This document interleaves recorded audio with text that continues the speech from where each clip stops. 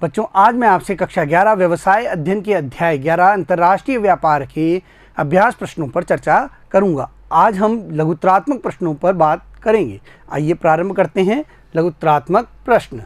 पहला प्रश्न है, अंतर्राष्ट्रीय व्यापार एवं अंतर्राष्ट्रीय व्यवसाय में अंतर्भेद कीजिए। देखिए, इसको हमने विस्तार से पढ़ा था। जो अंतर्राष्ट्रीय व्यापार होता है वह एक छोटा क्षेत्र होता है, जबकि अंतर्राष्ट्रीय व्यवसाय बहुत बड़ा क्षेत्र होता है। अंतर्राष्ट्रीय व्यापार में वस्तुओं का और सेवाओं का आयात निर्यात सम्मिलित होता है, जबकि जो अंतर्राष्ट्रीय व्यवसाय होता है उसमें जो ये व्यापार है, अंतर्राष्ट्रीय व्यापार, यह तो सम्मिलित ही है। इसके अलावा दूसरे देश में जाकर उत्पादन क्रिया करना, वहाँ पर संयंत्र स्थापित करना, वहाँ पर बाह्य स्रोतीकरण के माध्यम से, लाइसेंसिंग या फ्रेंचाइजिंग के माध्यम से अपनी इकाई स्थापित करना, ये भी सम्मिलित हो जाते हैं। आइए देखते हैं अंतर्राष्ट्रीय व्यापार एवं अंतर्राष्ट्रीय व्यवसाय में अंतर। अंतर्राष्ट्रीय व्यापार का क्षेत्र संकुचित है, जबकि अंतर्राष्ट्रीय व्यवसाय का क्षेत्र विस्तृत होता है, बहुत बड़ा होता है। अंतर्राष्ट्रीय व्यापार में वस्तुओं एवं सेवाओं का आयात निर्यात सम्मिलित है, जबकि अंतर्राष्ट्रीय व्यवसाय में वस्तुओं एवं सेवाओं के आयात निर्यात के साथ ही अंतर्राष्ट्रीय स्तर पर होने वाली समस्त व्यावसायिक गतिविधियों को सम्मिलित किया जाता है। अंतर्राष्ट्रीय स्तर पर जो भी अन्य गतिविधियां हैं, उन सभी को आप चाहे विदेश में जाकर संयुक्त उपक्रम स्थापित करें, चाहे स्वतंत्र इकाई स्थापित करें, या अपनी लाइसेंसिंग फ्रेंचाइजिंग के माध्यम से कोई वहां पर इकाई स्थापित करें, या फिर बाह्य स्रोतीकरण संविदा विनिर्माण के द्वारा आप अपनी फर्म का ठेका दूसरे देश में दें, इसके द्वारा भी अंतर्राष्ट्रीय व्यवसाय होता है। आगे देखते हैं बच्चों। दूसरा है, अंतर्राष्ट्रीय व्यवसाय के किन्हीं 3 लाभों की व्याख्या कीजिए। किन्हीं 3 लाभों को पूछा गया है। आइए देखें। अंतर्राष्ट्रीय व्यवसाय के लाभ, विदेशी मुद्रा का अर्जन। देखिए, जब 2 देशों में व्यापार होता है, व्यवसाय होता है, तो वस्तुओं का आयात निर्यात जब होता है तो एक देश दूसरे देश की मुद्रा प्राप्त करता है, और ज़्यादातर अंतर्राष्ट्रीय व्यवसाय जो है अंतर्राष्ट्रीय मुद्रा डॉलर में ही किए जाते हैं। इससे एक देश को विदेशी मुद्रा प्राप्त करने का क्या है, लाभ मिलता है। जब एक देश अपने यहाँ निर्मित उत्पादों को दूसरे देशों में भेजता है, निर्यात करता है, तो इसके बदले में उसका भुगतान क्या होता है, या तो डॉलर के रूप में होता है या उस देश की मुद्रा में होता है। और इस विदेशी मुद्रा का प्रयोग वह किसके लिए करता है, आयात के समय भुगतान के रूप में इस विदेशी मुद्रा का प्रयोग करता है। अंतर्राष्ट्रीय व्यवसाय से एक देश को विदेशी मुद्रा के अर्जन में सहायता मिलती है, जिसे वह विभिन्न वस्तुओं के आयात पर व्यय करता है। दूसरा है, संसाधनों का अधिक क्षमता से उपयोग। देखिए, अंतर्राष्ट्रीय व्यवसाय के कारण देश अपने संसाधनों का अच्छे तरीके से उपयोग कर अपना उत्पादन बढ़ाते हैं, और उत्पादन बढ़ने पर उनकी लागतें कम आती हैं। अंतर्राष्ट्रीय व्यवसाय के कारण एक देश उन वस्तुओं के उत्पादन में विशिष्टता प्राप्त कर लेता है, जिन्हें वह कुशलतापूर्वक एवं मितव्ययी तरीके से उत्पादित कर सकता है। देश उन्हीं वस्तुओं का उत्पादन करता है जिनका वह कुशलतापूर्वक उत्पादन कर सके, साथ ही साथ कम खर्च में जिनका उत्पादन करता है उनमें वह विशेषज्ञता प्राप्त कर लेता है, और अधिक उत्पादन कर वह अपनी लागतों को भी कम करता है। तीसरा है, विकास की संभावनाओं एवं रोजगार के अवसरों में सुधार। देखिए, कई देशों ने तो अधिक से अधिक निर्यात करके अपने देश में उत्पादन इकाइयों का निर्माण किया है, और वहाँ का विकास भी बहुत तेजी से हुआ है। उन उत्पादन इकाइयों में रोजगार के अवसर भी बहुत बड़े हैं। अंतर्राष्ट्रीय व्यवसाय के कारण कई देशों ने विदेशों में अपने उत्पादों के विकास की संभावनाओं को देखकर अधिक निर्यात व बिक्री पर ध्यान दिया, जिससे न केवल उत्पादों की बिक्री बढ़ी वरन उनके देश में रोजगार के अवसरों में भी वृद्धि हुई। रोजगार के अवसर बहुत तेज गति से बढ़ते हैं। जब निर्यात के लिए उत्पादन किया जाता है तो उत्पादन इकाइयां नए नए रोजगार के अवसर प्रदान करती है। अगला प्रश्न है, दो देशों के बीच व्यापार के प्रमुख कारण क्या है? दो देशों के बीच व्यापार क्यों होता है? देखिए, एक तो हमारे दुनिया में जो प्राकृतिक संसाधन हैं उनका असमान वितरण है, और साथ ही साथ कोई भी देश अपनी आवश्यकता की सभी वस्तुओं का निर्माण खुद से नहीं कर सकता है, इसलिए वह दूसरे देशों पर निर्भर है। दो देशों के बीच व्यवसाय के कारण, व्यापार के कारण देश अपनी आवश्यकता की सभी वस्तुओं का भली प्रकार से एवं सस्ते मूल्य पर उत्पादन नहीं कर सकते, ठीक ढंग से और सस्ते मूल्य पर उत्पादन नहीं कर सकते। प्राकृतिक संसाधनों का असमान वितरण अथवा उनकी उत्पादकता में अंतर के कारण एक देश अपनी आवश्यकता की सभी वस्तुओं का उत्पादन करने में सक्षम नहीं हो पाता है या नहीं हो सकता है, इसलिए भी दो देशों के बीच में क्या होता है? व्यापार होता है। अगला प्रश्न है नंबर 4, ऐसा क्यों कहा जाता है कि अनुज्ञप्ति वैश्विक विस्तार का सरल मार्ग है? ऐसा क्यों कहा जाता है कि लाइसेंसिंग जो प्रक्रिया है वह वैश्विक विस्तार का सरल मार्ग है? देखिए, कोई भी इकाई जो है वह अपने द्वारा जो नई खोज की गई है उसको पेटेंट करवा लेती है, उस पर विशेषाधिकार प्राप्त कर लेती है। यदि अब किसी अन्य फर्म को उसी उत्पाद का निर्माण करना है तो वह क्या करेगी? आपसे संपर्क करेगी, और संपर्क करेगी तो आपको फीस व रॉयल्टी के बदले आपसे लाइसेंस वह प्राप्त करेगी, और फिर आपके नाम वाली वस्तु का वह उत्पादन और विक्रय कर सकती है। तो इस प्रकार आपका व्यापार जो है वो बहुत देशों में फैल जाता है। कोका कोला और पेप्सी इसी प्रक्रिया से कई देशों में क्या कर रही है? अपना व्यवसाय चला रही हैं।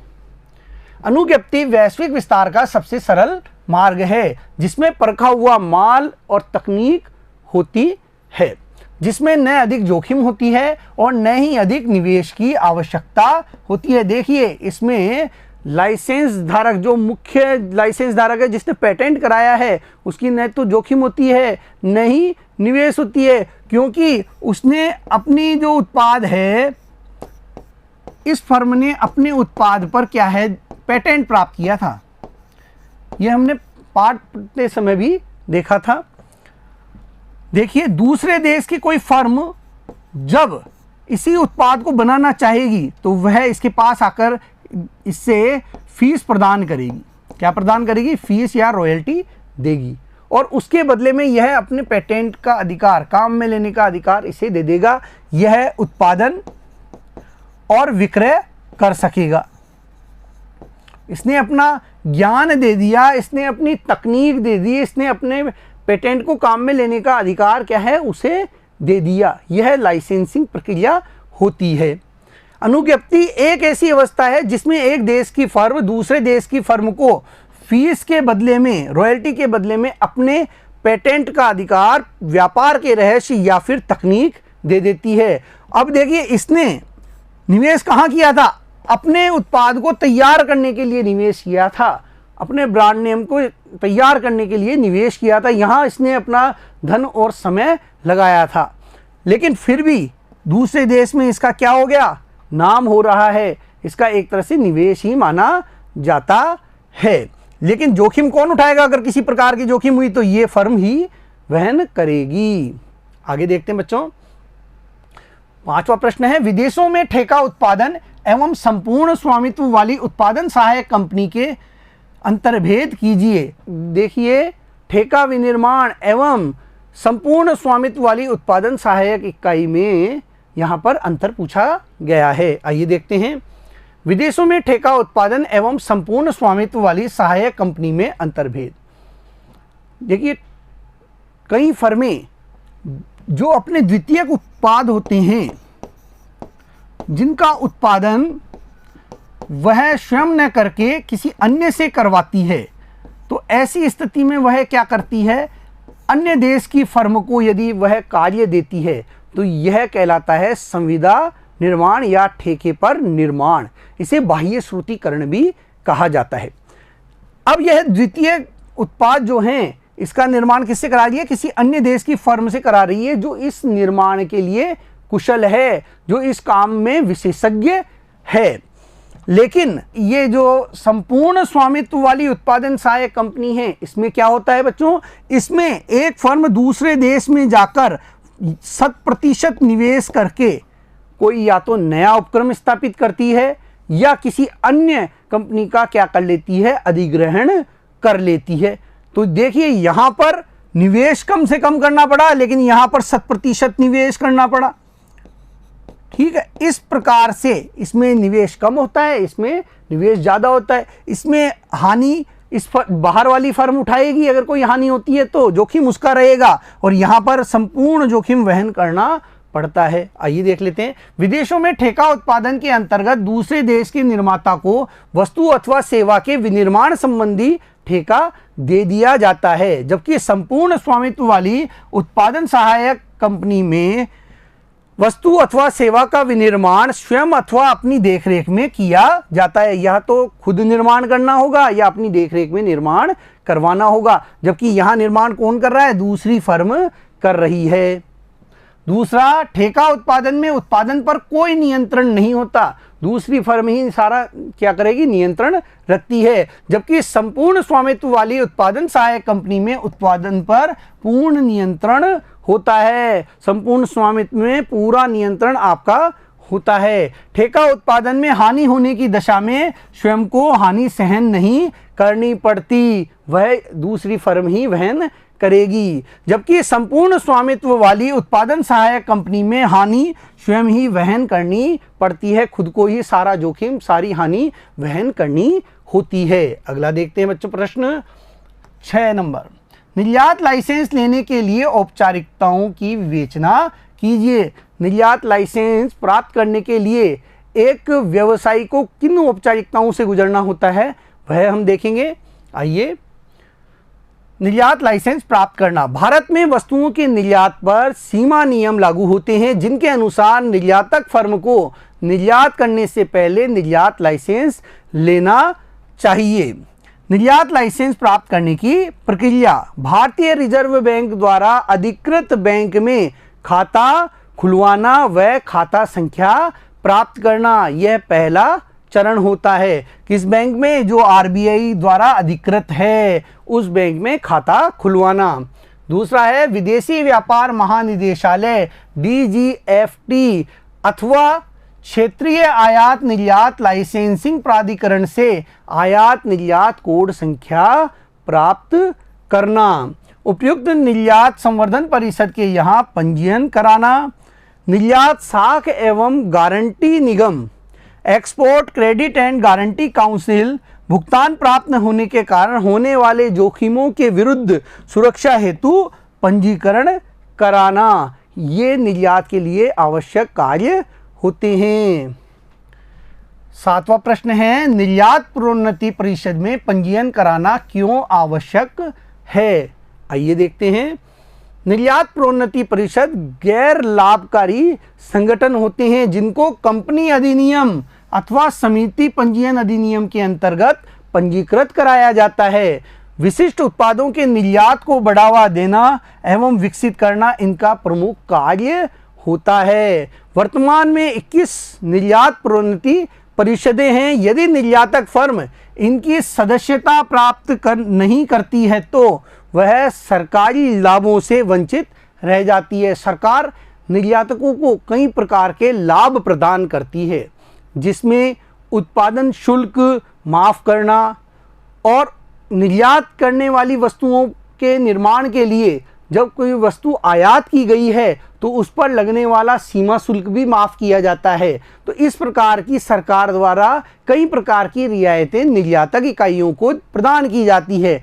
तो उसके लिए निर्यात प्रोन्नति परिषद की सदस्यता लेना आवश्यक होता है, तभी सरकार के लाभ प्राप्त होते हैं। एक निर्यातक इकाई तभी लाभ प्राप्त करेगी जब वह ऐसी किसी परिषद की क्या हो जाएगी, सदस्य बन जाएगी। 8वां प्रश्न है बच्चों, एक निर्यात फर्म के लिए लदान पूर्व निरीक्षण कराना क्यों आवश्यक है?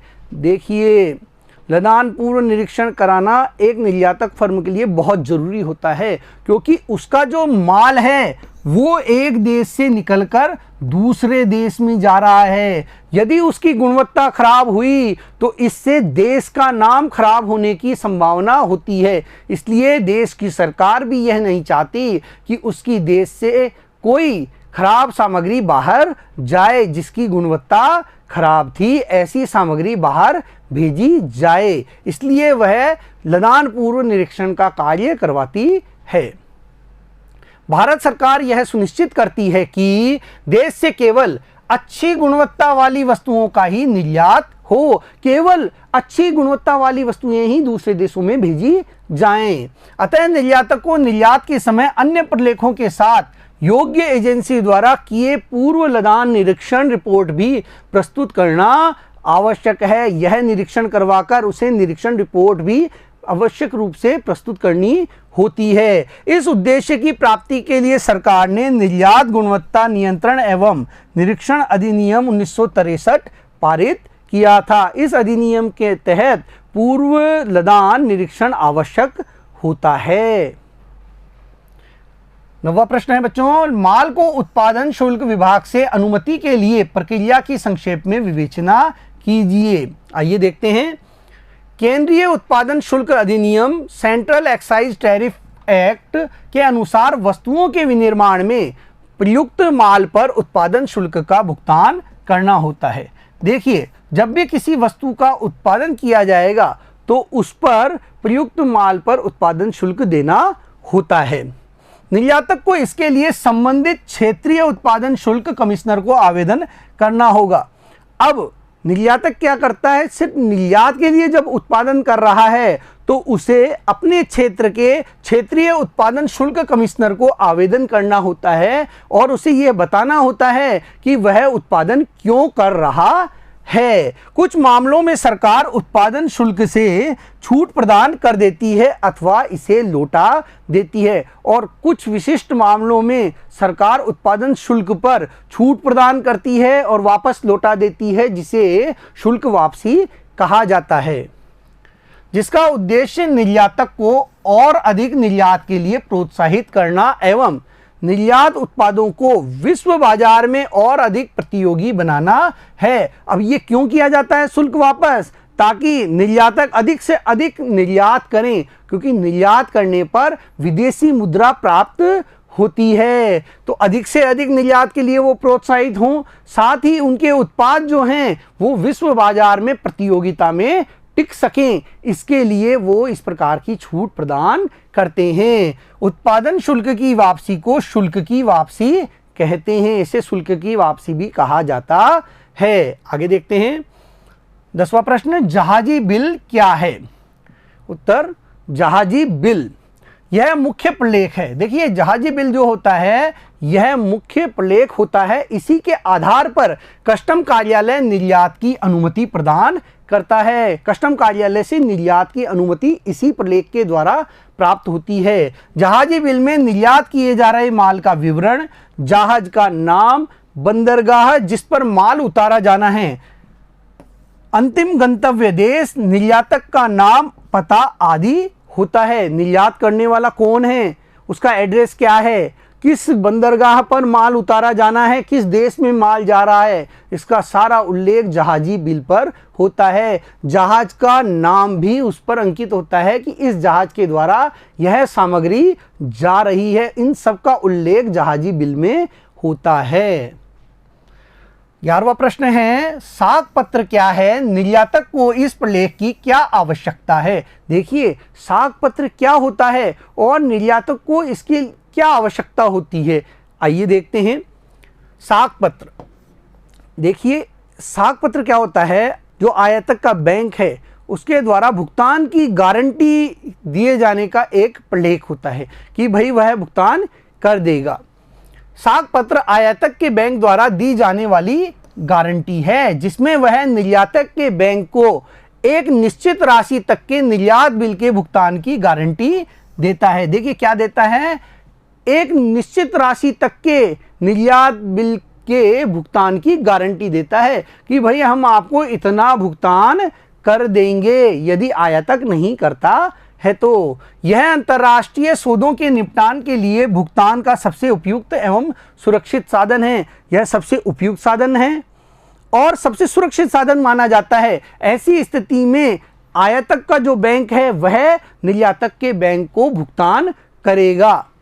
अगला प्रश्न है प्रश्न नंबर 12, निर्यात का भुगतान प्राप्त करने की प्रक्रिया की विवेचना कीजिए। निर्यातक किस प्रकार भुगतान प्राप्त करेगा, इस प्रक्रिया को इसमें पूछा गया है। देखिए, जहाज के द्वारा माल भेजे जाने पर निर्यातक इसकी सूचना आयातक को देता है और जितने भी आवश्यक प्रलेख होते हैं वो अपने बैंक के माध्यम से भिजवाता है और ये प्रलेख आयातक को तब मिलेंगे जब वह भुगतान कर देगा या भुगतान की गारंटी प्रदान कर देगा।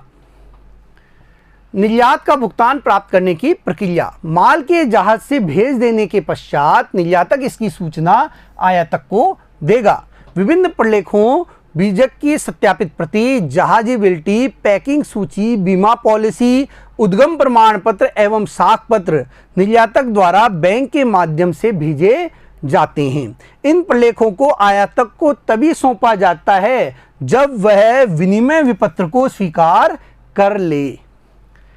विनिमय विपत्र आयातक को एक निश्चित राशि का निश्चित व्यक्ति अथवा आदेशित व्यक्ति अथवा विलेख के धारक को भुगतान करने का आदेश होता है कि आप यह निश्चित राशि इस निश्चित व्यक्ति को दे दें या इस जो आदेशित व्यक्ति है उसे दे दें या जिसके पास ये विलेख हैं उसके धारक को दे दें।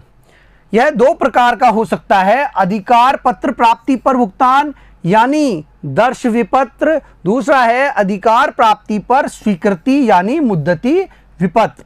दर्श विपत्र में अधिकार पत्रों को आयातक को भुगतान पर ही सौंपा जाता है। जब आयातक भुगतान कर देगा तभी वो उसे सौंपे जाएंगे। मियादी विपत्र, जिन्हें मुद्दती विपत्र भी कहते हैं, में आयातक द्वारा बिल को स्वीकार करने जिसमें एक निश्चित अवधि पर भुगतान करना होता है, जो 3 माह, 1 माह, 6 माह कुछ भी हो सकती है, उस पर उसे भुगतान करना होता है। निर्यात के बदले में भुगतान प्राप्त कर लेने पर निर्यातक को बैंक से भुगतान प्राप्ति का प्रमाण पत्र प्राप्त करना होगा और निर्यातक को भी बैंक से क्या प्राप्त करना होगा, भुगतान कर दिए जाने का प्रमाण पत्र प्राप्त करना होगा। बच्चों, आज हमने इस वीडियो में लघुत्तरात्मक प्रश्न देखे। अगले वीडियो में फिर मिलेंगे। धन्यवाद।